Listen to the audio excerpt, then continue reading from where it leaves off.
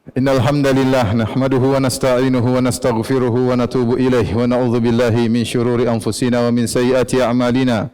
May yahdihillahu fala mudilla lahu wa may yudlil fala hadiyalah. Wa asyhadu an la ilaha illallah wahdahu la syarikalah wa asyhadu anna Muhammadan abduhu wa rasuluhu la nabiyya ba'dah. Ya ayyuhalladzina amanu taqullaha haqqa tuqatih wa la tamutunna illa wa antum muslimun.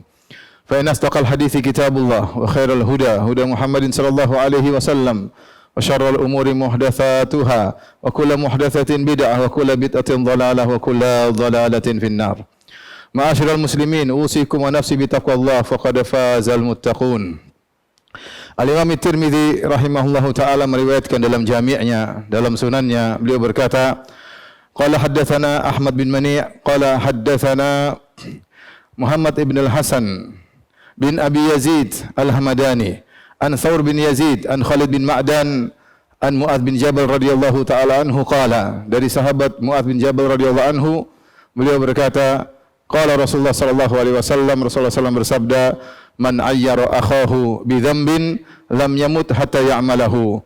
Siapa yang menyinyir, mencela saudaranya karena dosa saudara yang dilakukan oleh saudaranya tersebut, maka dia tidak meninggal sampai dia mengerjakan dosa tersebut pula. Kemudian Al-Imam Tirmidzi berkata tentang hadis ini, beliau berkata hadisun hasanun gharib. Ini adalah hadis yang hasan gharib. Kemudian beliau berkata walaysa isnaduhu bimuttasil, akan tetapi sanadnya tidak bersambung. Khalid bin Ma'dan lam yudrik Mu'adz bin Jabal. Sungguhnya Khalid bin Ma'dan tidak bertemu dengan Mu'adz bin Jabal, sehingga hadis ini adalah hadis yang munqati'. Hadis ini secara sanad bermasalah sebagaimana disebutkan tadi Imam Tirmidzi, bahwasanya hadisnya sanadnya terputus karena Khalid bin Ma'dan, salah seorang ulama tabi'in, tidak bertemu dengan Mu'adz ibn Jabal radhiyallahu taala anhu, sehingga sanadnya terputus. Demikian juga sebagian ulama memandang hadis adalah hadis yang maudhu karena ada perawi di bawahnya, yaitu Muhammad bin Hasan al-Hamadani, dinyatakan pendusta oleh Yahya bin Ma'in dan para ulama yang lainnya, sehingga hadis ini digolongkan dengan hadis-hadis yang maudhu. Akan tapi apakah maknanya benar? Maka Syekh Muhammad bin Shalih Al-Utsaimin rahimahullah mengatakan, secara wakil, secara realita, kita dapati sebagian orang nyinyir saudaranya, maka akhirnya dia pun melakukan dosa yang dilakukan oleh saudaranya tersebut. Dan sebagian orang menyinyir saudaranya namun dia tidak melakukan. Maka secara realita pun kita tidak bisa menguatkan makna hadis ini, apakah benar atau tidak. Namun sebagian ulama memandang bahwasanya hadis ini secara makna bisa dimaknakan dengan makna yang benar, ya. Karena secara umum kita dilarang untuk menyinyir saudara kita, untuk mencela saudara kita. Karena Imam Tirmidzi setelah meriwayatkan hadis ini, beliau berkata, qala Ahmad, berkata Ahmad, min dzambin qataba minhu. Siapa yang mencela saudaranya dari dosa yang dia sudah bertobat darinya, maka dia tidak akan meninggal sampai dia juga melakukan dosa tersebut. Ma'asyiral muslimin, sungguhnya kaum muslimin dan seorang mukmin secara umum tidak ada yang maksum, tidak ada yang maksum. Yang maksum hanyalah para anbiya dan para rasul. Oleh karenanya, kemungkinan kaum muslimin terjerumus dalam dosa-dosa adalah suatu keniscayaan dan kepastian. Jika kita melihat saudara-saudara kita terjerumus dalam kesalahan, dalam dosa-dosa, maka bukanlah akhlak yang baik adalah menyinyir mereka, mengejek mereka, mencela mereka. Yang terbaik adalah kalau kita mampu, kita menasihati mereka, bukan malah menjadikan mereka sebagai bahan cercaan, bahan celaan, dan bahan hinaan.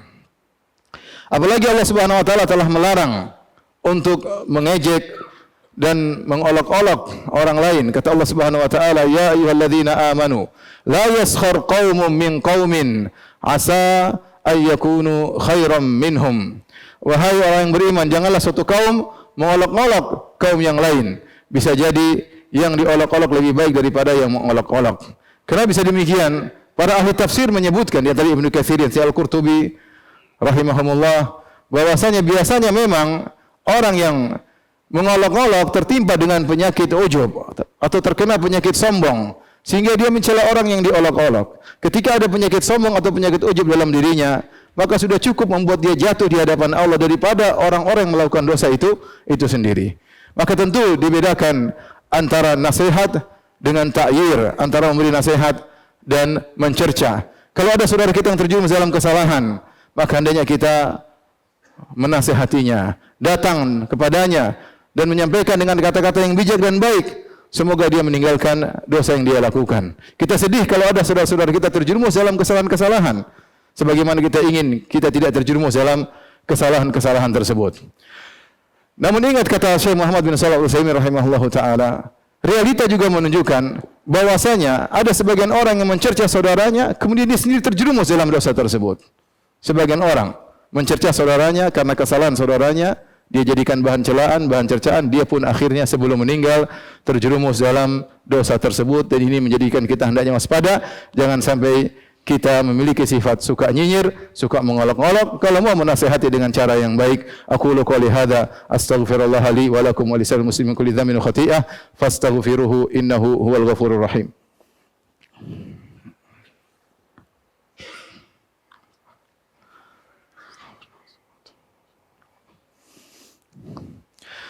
Alhamdulillah ala ihsani wa syukru lahu ala taufiqihi wa amtinanihi wa asyhadu an la ilaha illallah wahdahu la syarika lahu ta'ziman li sya'nihi wa asyhadu anna Muhammadan abduhu wa rasuluh da'ila ridwanih.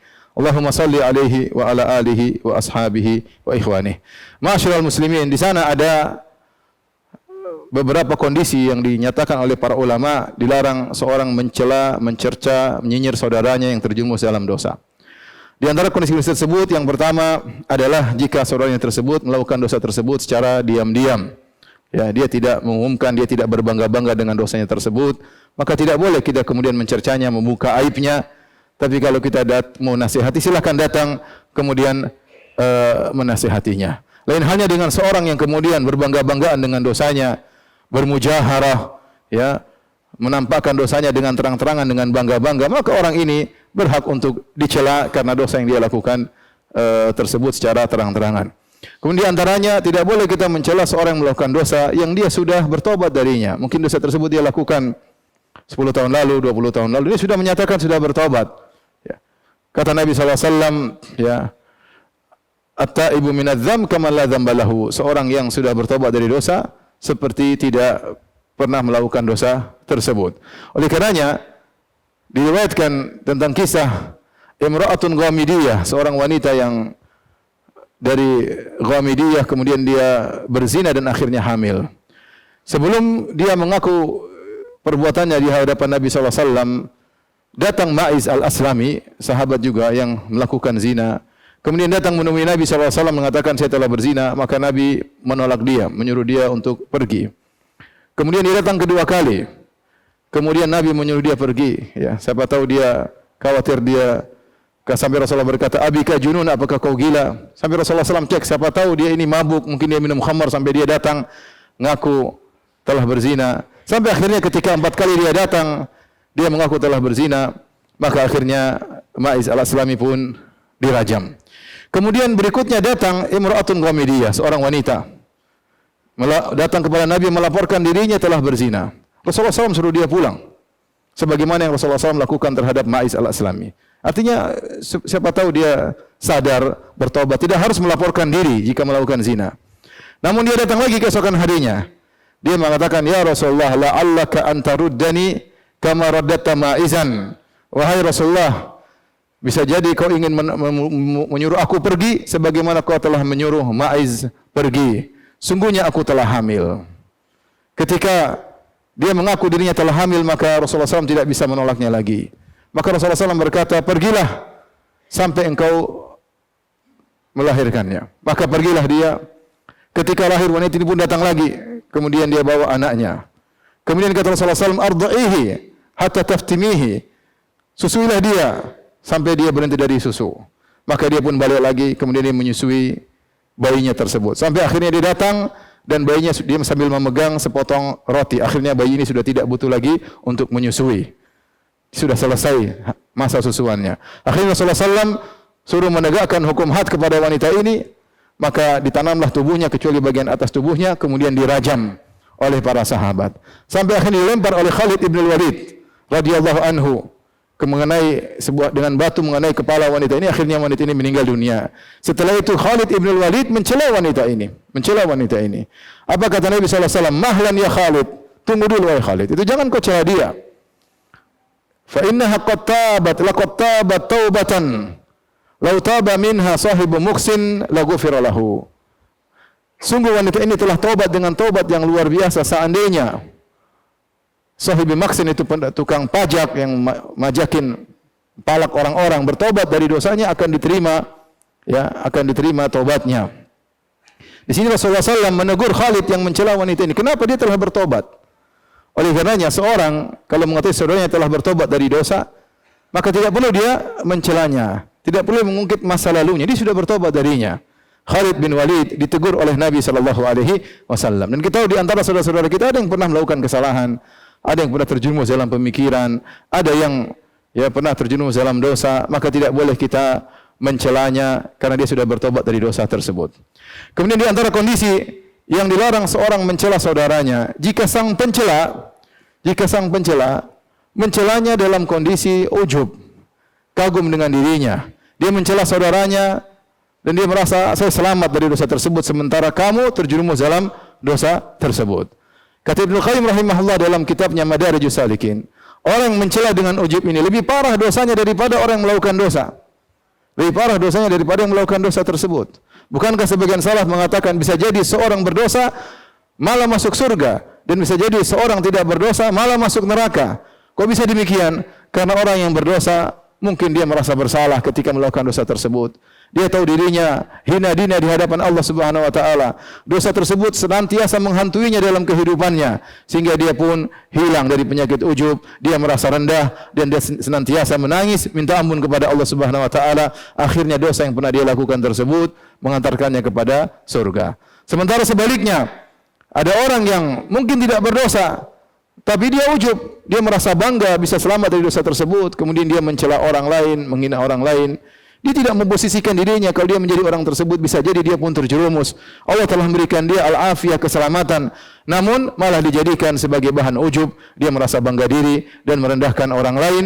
Dan kata Nabi SAW, di antara makna al-kibr, sombong adalah ghamtun nas, merendahkan orang lain.